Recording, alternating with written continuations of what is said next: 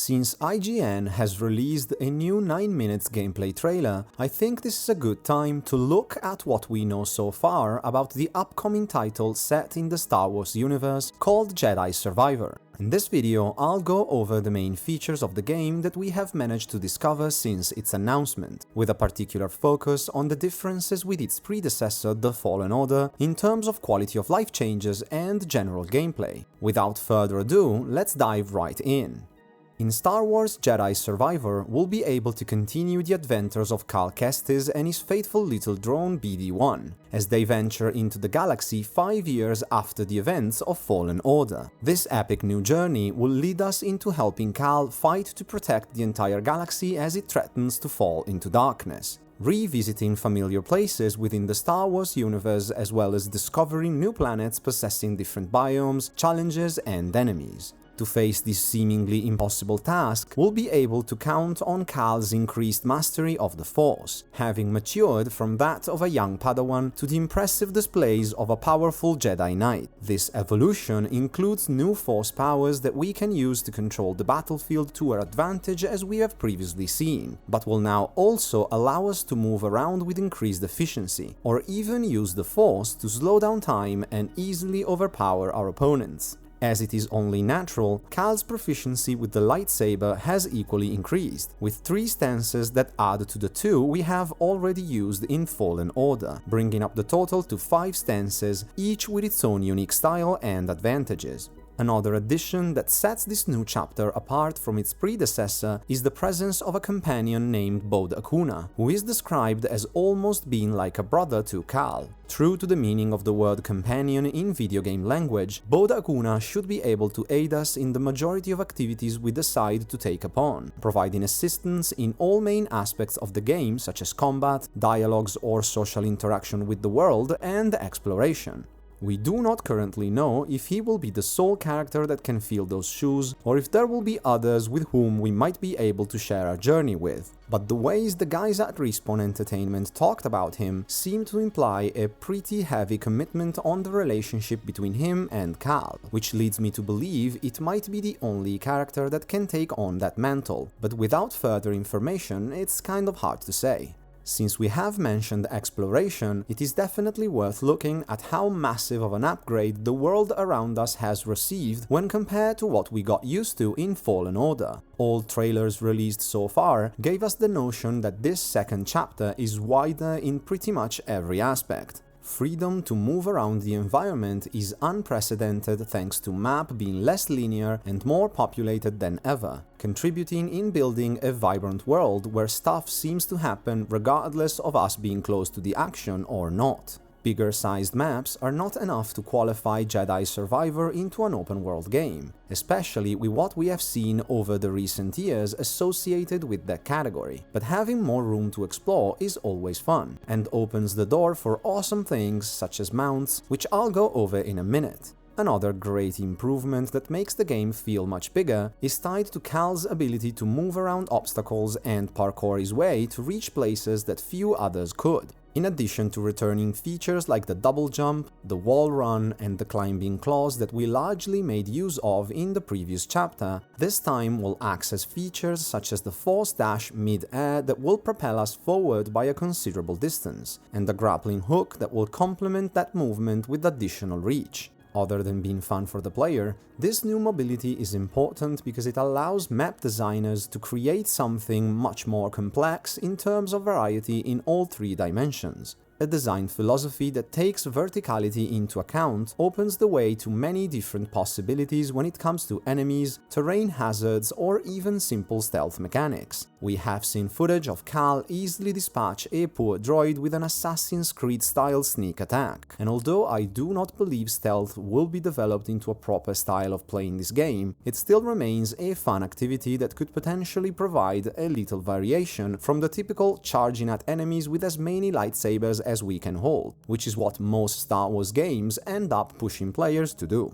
In addition to employ them to move around, we'll also have the option to use our Jedi powers to read certain items we touch with an ability called psychometry, gaining useful information in the form of echoes, giving us a window on memories, feelings, or visions that could potentially lead us to discoveries we would not have been able to make without it. While everything we have talked about so far regarding exploration is pretty good, it is finally time to give some spotlight to this game's real main character, which is Cal's faithful droid BD-1. In addition to overloading your eyes with cuteness, which would already be reason enough to carrying him around with us, BD is as helpful as he has always been. We can use the many tools at his disposal to access game elements such as the new version of the Holo map, which has been dramatically improved from the one we used in Fallen Order. A cleaner interface makes looking at information like your current position, your main objective, and the layout of the area around you much easier to understand, while the BD visor and the BD binoculars are extremely useful to spot potential threats from a safe distance and set beacons that you can place to mark a certain location during your travels.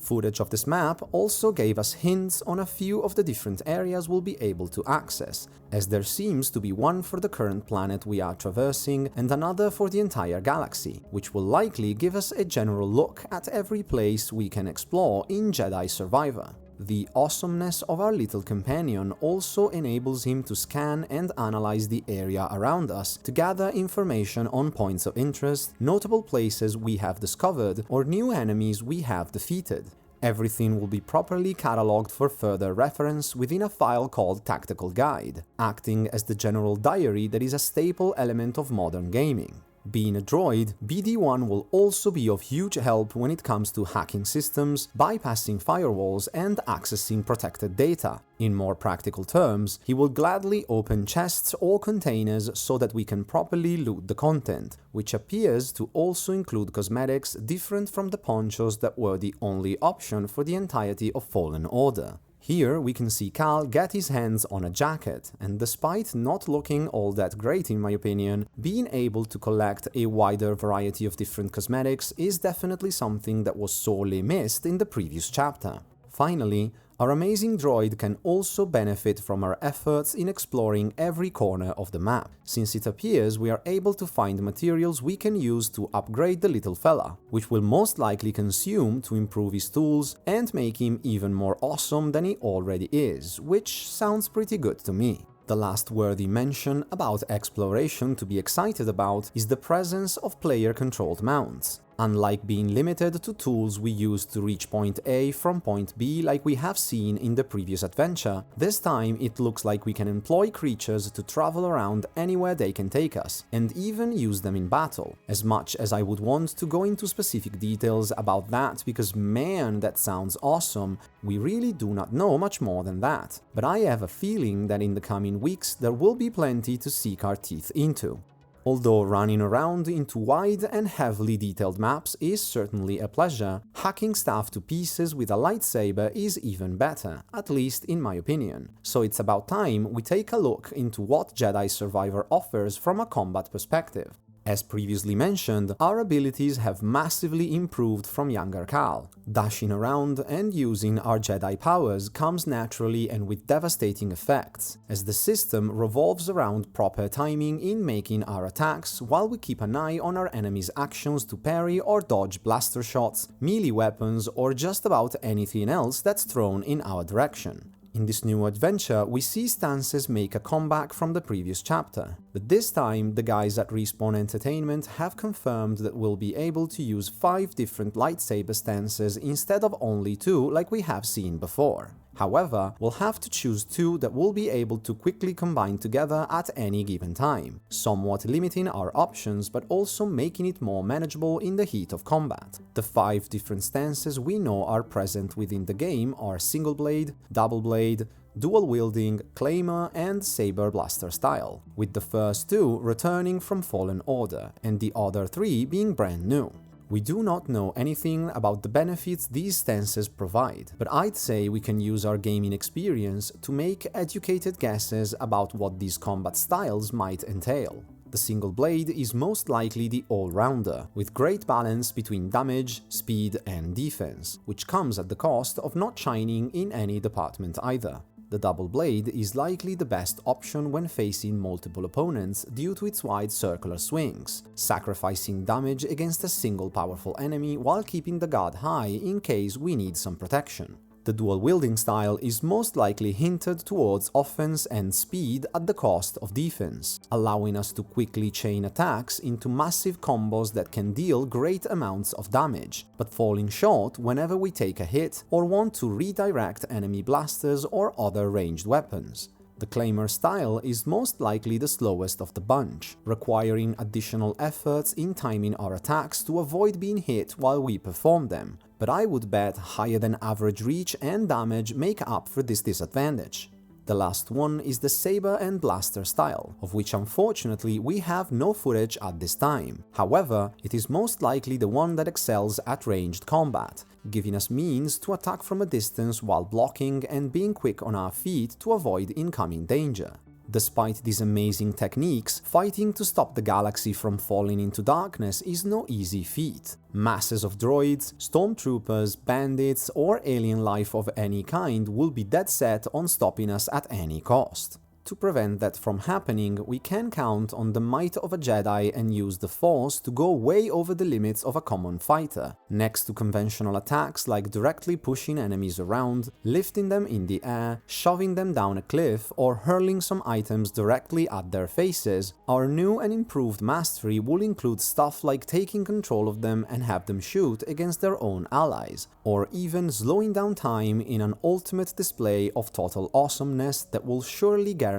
they'll learn their lesson. Force abilities will of course be limited by an energy bar that will consume each time we decide to use it, which is then recharged gradually whenever we hit an enemy with our lightsaber's basic attacks, creating this builder-spender cycle that I am sure will not surprise many members of the gaming community. Whatever style or power we are set on using to take down our enemies, it looks like we might be able to weaken their defenses enough to leave them open for a variety of cool-looking finishers, which will often result in the spectacular maiming of our opponents. Just like it was in Fallen Order, however, humanoid enemies will not be affected by this mechanic and will get to keep their limbs, which is unfortunate if you ask me, but I get that it would have made the game a little too gruesome for its intended player base. I guess droids will take the worst of it, which is also pretty accurate when it comes to canon. Whenever we feel like the time has come to take a breather from all the action and quietly contemplate on the meaning of the universe, we'll be able to use these meditation circles that will act in a similar manner to Dark Souls bonfires, allowing us to spend our skill points but at the same time also respawning all enemies on the map.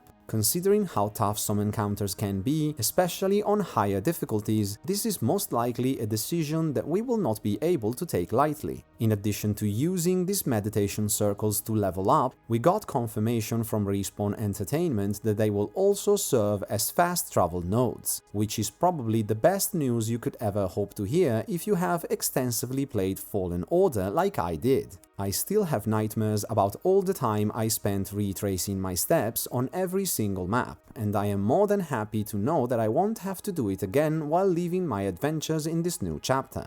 All things considered, Star Wars Jedi Survivor promises to be leaps and bounds ahead of its predecessor in pretty much every technical aspect, so if the narrative is kept to the high standards we have seen in Fallen Order, we can definitely expect it to deliver a nice experience for both fans of the Star Wars universe and new Padawans joining their ranks. Jedi Survivor is currently set to release the 28th of April, although we know very well that in the gaming industry dates are not exactly set in stone. There will be plenty of occasions to get additional details during this month, so make sure to stay tuned for future updates. In the meantime, what do you guys think of Jedi Survivor? Do you think it can live up to the expectations set by the massive success of Fallen Order? I'll be glad to read your opinions in the comments so I can have my BD1 log as many of your answers as possible. You can also subscribe to the channel just by clicking or tapping on the channel's icon you now see on the right of your screen, which would really mean a lot to me since making these videos takes a lot of time and effort. As always, thank you so much for watching, stay safe, and may the Force be with you.